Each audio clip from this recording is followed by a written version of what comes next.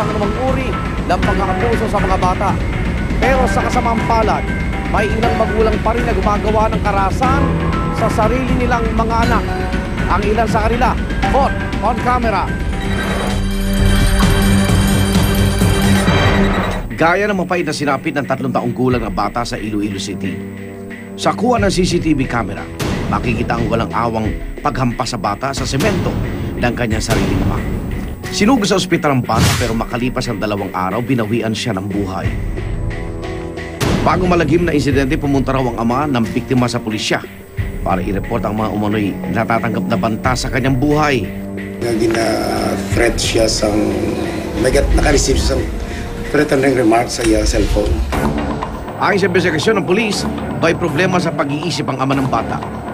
Git ng kinakasama ng suspect, dati maalaga raw siya sa anak kaya laking gulat nila sa pangyayari. Sinampa ng kasong parricide ng Iloilo City PNP ang ama ng bata habang sinusuri pa ang kanyang mental condition.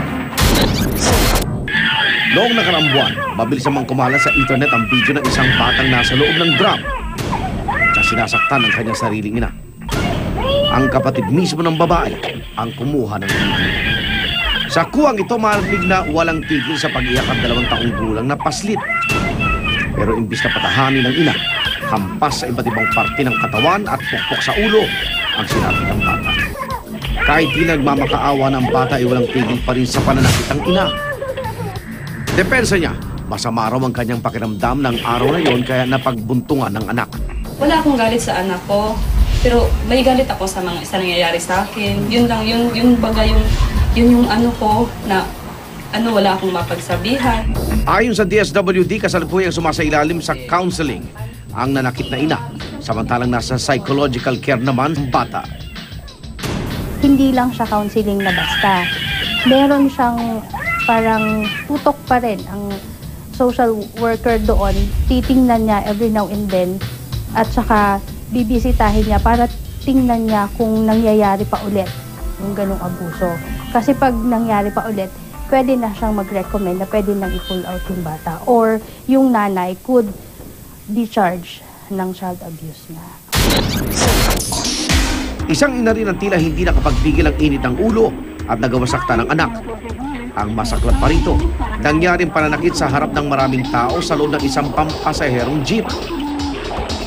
Sa kuha ni US Cooper Lisa, hindi niya tunay na pangalan na isa sa mga pasahero, narinig niya na mag-e-exam ang bata pero nawala nito ang lapis kaya uminit ang ulo ng babae.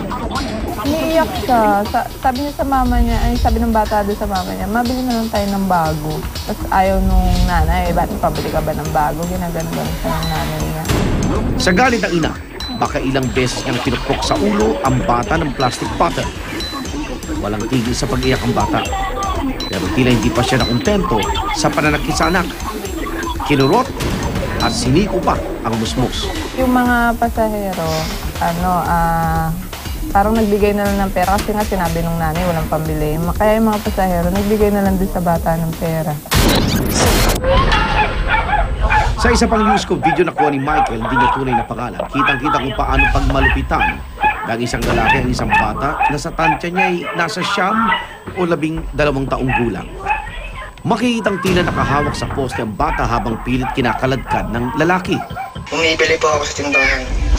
Tapos nung biglang dumating itong bata nang humihingi ng saklolo, tumatakbo po siya. Tapos itong stepfather niya, inahabol siya.